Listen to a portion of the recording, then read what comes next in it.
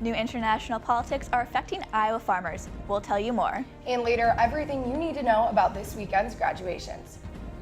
I'll tell you more on what to expect from the Iowa football team next year. And we show you one track athlete's unique talent. Thunderstorms, some hot temperatures, and more thunderstorms. Find out more on weather. All that and more coming up on this Friday morning broadcast. Don't go anywhere. DITV News starts right now.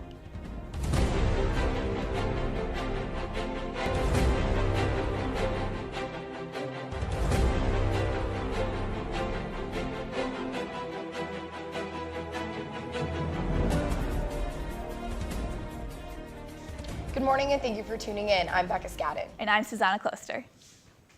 China's proposed tariff on soybeans will prove harmful to Iowa's economy. In 2016, Iowa exported nearly $2 billion in soybean exports to China. That makes up about 4% of the state's economy.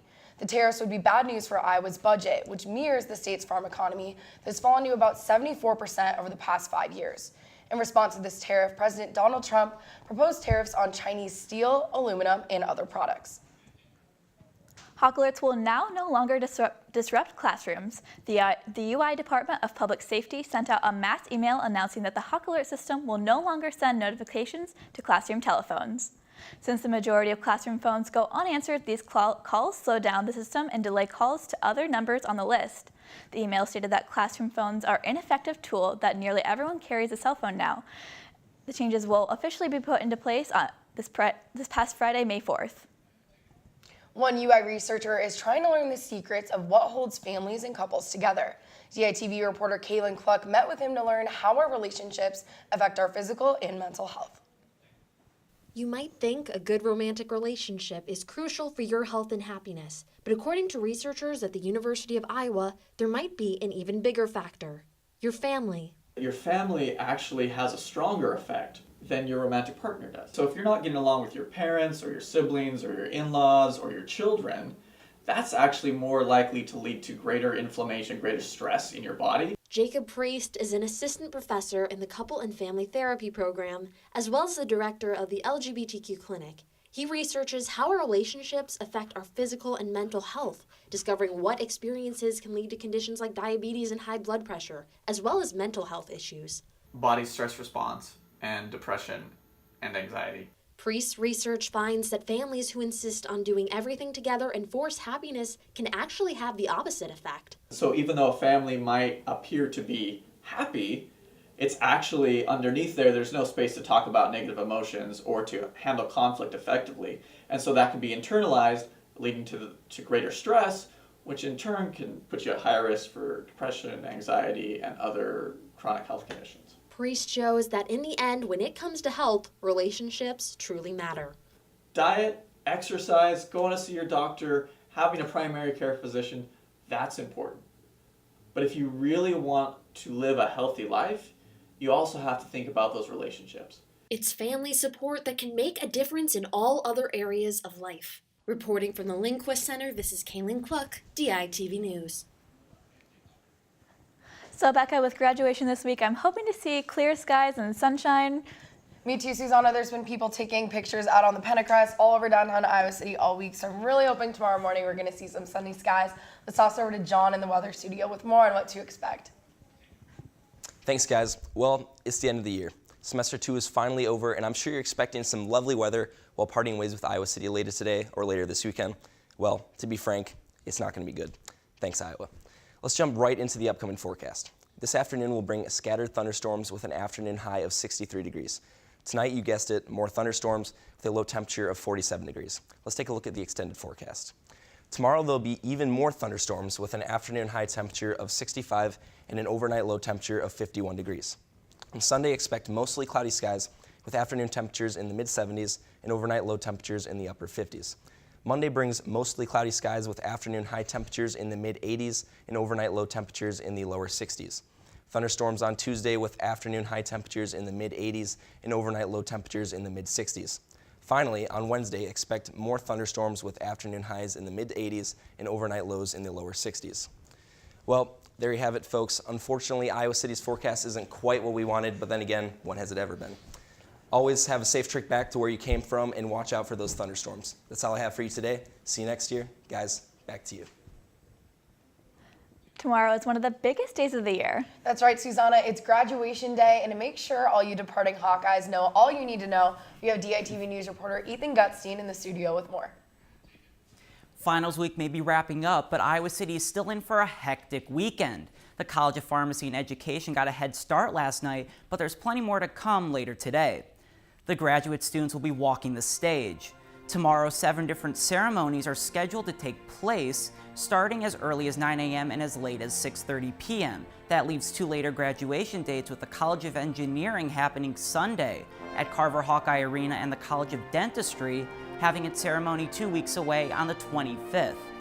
Doors open an hour beforehand, so all your friends and family should get there early to get the best seats in the house. For those of you actually walking the stage, I recommend getting there no later than 15 minutes after the doors open. That means if you are one of my friends in the journalism school who are lucky enough to have that early 9 a.m. ceremony like this guy, get there no later than 8:15 a.m. If you have any more questions, check out the U Iowa Graduate app. Becca, Susanna, back to you guys at the desk. James Lessing, founder of LGBTQ Suicide Prevention Hotline, the Trevor Project, is hosting the Future Forward Project workshop for Iowa City High School students this Saturday and Sunday. The workshop promotes the voices of LGBTQ and allied students by producing songs, monologues, and other writings. The Future Forward Project is organized by the Iowa Youth Writing Project, Fourth Room Theater, and United Action for Youth. Famous musician Bob Dylan is coming to Iowa City tomorrow night. Well, kind of. A tribute concert celebrating Dylan will be held tomorrow night to raise funds for the Iowa City UNESCO City of Literature. The concert will be held at the Angler Theater at 7 p.m.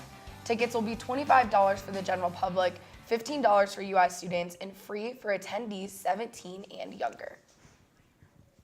For graduating seniors Olivia and Alyssa Ray, the meaning of once a Hawkeye, always a Hawkeye has a special meaning. The twins have been working together for the Women's Health Tissue Reciprocity in 2015. In fact, this is the same lab the twins were conceived in through the means of in vitro fertilization. The twins were unaware of the coincidence until the father recognized the lab during a visit. In an interview with the Daily Iowa reporter Jordan Prochnow, Alyssa Ray said, quote, "It was a total coincidence, but I think it really gave me a new perspective. This lab gave me life. I think we are now researching can now also save lives." For more on this curious case, you can get the full story on the front page of the Daily Iowan on stands now. Well, Susanna, it's the last day of the semester, and so spring sports are pretty much all wrapped up. Yeah, but we are expecting what you can see in fall sports with Bo and Lucy in the sports studio. That's right, guys. Last show of the year. We're mostly going to be focusing on what's coming next, but we got a little cool feature first. Yeah, we have something exciting coming up on one of our track athletes. Now, it takes talent to be a track and field athlete, but for one particular athlete, he's talented not only on the track, but off it as well. Taylor Cassian shares one of his unique stories from this athlete. Remember those walls I built? Well, baby, they're tumbling down. And they didn't even put up a fight. They didn't even make a sound. Hawkeye track and field athlete Antonio Woodard is not only talented when it comes to running, he also has another talent as well, and that's singing. Woodard shares what it means to him to not only be a member of the athlete community here at Iowa, but what he has found being a part of the singing community as well. I decided to make the transition in high school because baseball and track was during the same season, so I had to choose one. So I was like, well, this is it. I'm going to do it. So I started running track then, and then bam, I'm here now. It's nice when people recognize me as a singer as well, because I don't like to just be labeled as an athlete. You know, it's kind of just like, no, I have a little more to offer than that. But it's really amazing that I'm blessed with the gift to sing, so that I can move people through music and just, I don't know, just something about singing to a crowd and just feeling their energy and just coming together and blessing them with my voice. I don't know, I can't really describe it. It's an out-of-the-body experience. At the University of Iowa, I auditioned for a couple of a cappella groups on campus. I was actually fortunate enough to be elected for the president of Intersection last week, or this week. Yeah, so it's an all-male a cappella group. We had our concert last week. It's been amazing, like, singing with those guys, like, being a part of a group of guys that just are so passionate, equally as passionate as I am about my music and my craft. Running in front of a crowd, I kind of just zone out. Like, before competition, getting in the blocks, gun goes off, like I literally just black out. Like I don't hear anything, I don't see anything. I'm just like, I just want to be the first one to the finish line. I don't really notice the crowd until like I'm done running. But with music, I'm actually engaged with the audience and like actually singing to them and like, you know, like I said, really engaged with them. So it's a little more personal when I'm singing in front of an audience or crowd, fans, whatever. Baby, I can see your halo. You know you're my saving grace. You're everything I need and more. It's written all over your face. Baby, I can see your halo. I know you won't fade away. Woodard is hopeful to see where not only track will take him in the future, but to see where his passion for music will lead. Now, before we sign off for the last time this year, Bo is over in our big board studio to tell us what to expect from the Iowa football team in 2018. Bo? The biggest question mark headed into the 2018 season for the Iowa football team, the offense. Last season, the Iowa offense put up just over 28 points per game, which isn't terrible, but that includes 17 points it put up against Northwestern and Michigan State. And let's not forget about that blank they fired against Wisconsin, where the team's only points came from defensive back Josh Jackson. But there's a ton of potential on this roster, and we're only going to be looking at two of the guys on the receiving core, Ihmir Smith-Marsette and Noah Fant. Marsette finished the year with just under 200 receiving yards and 2 touchdowns, but is as fast as any receiver out there. Fant, on the other hand, had almost 500 receiving yards and 11 touchdowns, and was one of the most athletic players overall in the Big Ten. And if he's in the red zone defenses, you might want to drop into double coverage.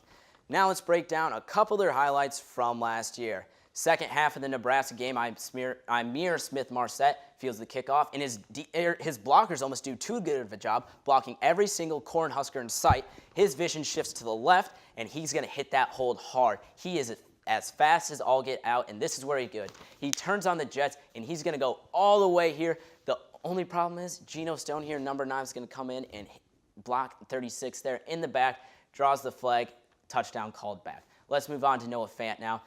Same game. This is what we call geese formation. He's on the left wing there. He's going to come behind his receivers into the flat. Stanley doesn't look anywhere else but him. Switch camera angles.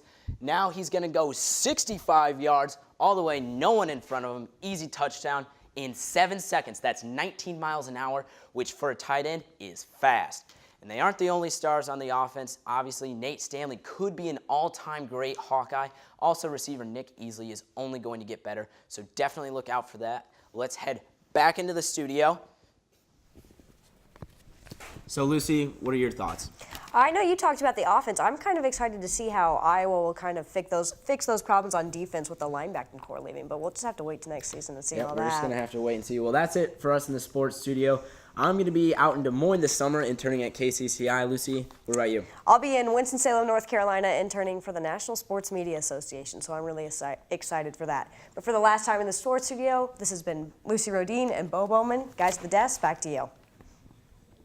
Each Friday, we here at DITV News are proud to bring in the ICAC Animal of the Week. This is reserved for that one special animal at the Animal Care and Adoption Center who is ready to meet their new family. For our final show this week, we are featuring a puppy like no other, Mandy. Miss Mandy is a 6-month-old pup who is sure to be the queen bee of her new home. For families looking to make Mandy happy, members should be prepared to have lots of chew toys and particularly squeaky ones. For more information on Mandy and all other animals looking for homes at the Iowa City Animal Center, visit the ICAC website, call them at their phone number, or stop by to find your next furry friend. And that's a wrap on this Friday morning edition of DITV News. Be sure to head over to dailyiowan.com for our latest news between Monday and Friday. And if that is enough of the Daily Ion for you, be sure to check out our print edition of the news on stands now. And if your friends or family missed a show, don't worry, you can find the full broadcast and individual stories on our YouTube page. For DITV News, I'm Susanna Kloster. And I'm Becca Scadden. Have a great summer, Iowa City. Happy graduation, Hawkeyes. We'll see you back here in August.